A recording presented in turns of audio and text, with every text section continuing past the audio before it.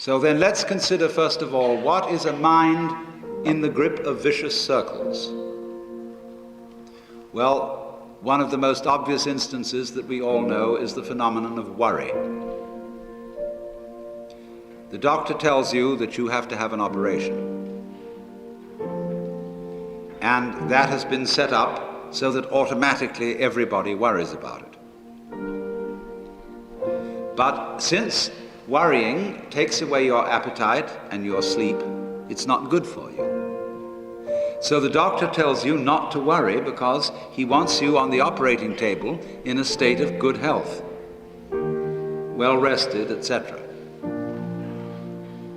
But you can't stop worrying, and therefore you get additionally worried that you are worrying, and therefore will not be in the right shape to be on the operating table. And then, furthermore, because that is quite absurd, and you are mad at yourself because you do it, you are worried because you worry because you worry. That is a vicious circle. Another form of vicious circle is when a person is convinced that they ought to be unselfish, and are so convinced for selfish reasons. I would like to think of myself as an unselfish person, because that's the sort of person I'm supposed to be. So therefore I have a selfish reason for wanting to be unselfish, and because of that, no amount of effort will ever succeed in making me unselfish, but will only succeed in sending me around in circles. I'll be proud that I'm humble, etc. That is chitta vritti, turnings of the mind, see? So now, yoga is initially stopping that. Can you allow your mind to be quiet?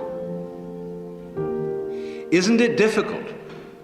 Because the mind seems to be like a monkey, jumping up and down and jabbering all the time. Once you've learned to think, you can't stop. And an enormous number of people devote their lives to keeping their minds busy and feel extremely uncomfortable with silence. When you're alone, say in a doctor's waiting room, which may be very uninteresting, nobody's saying anything, there's nothing to do, there's this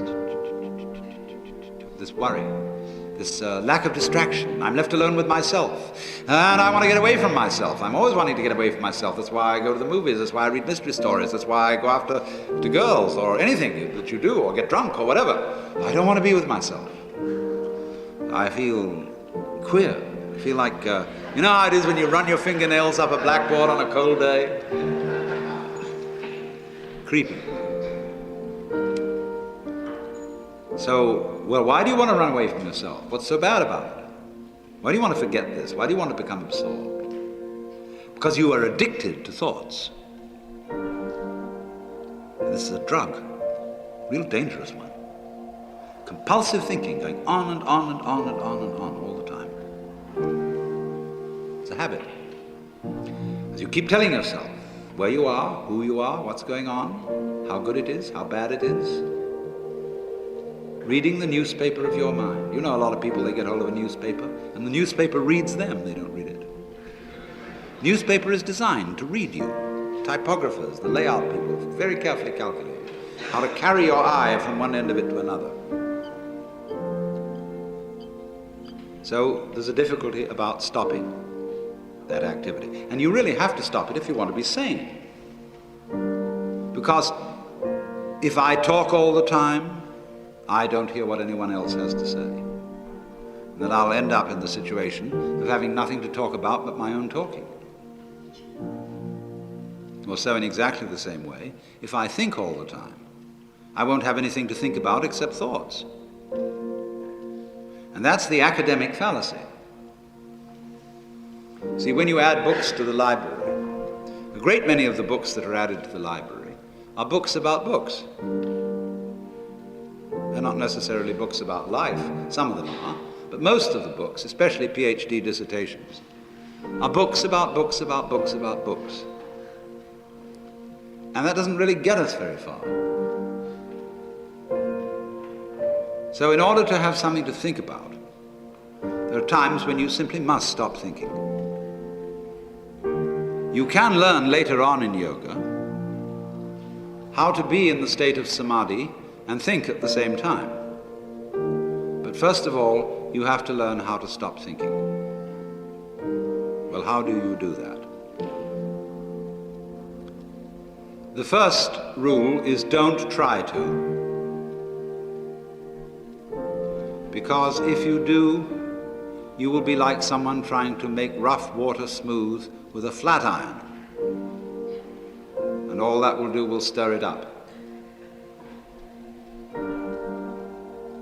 So in the same way as a muddy, turbulent pool quiets itself when left alone, you have to know how to leave your mind alone.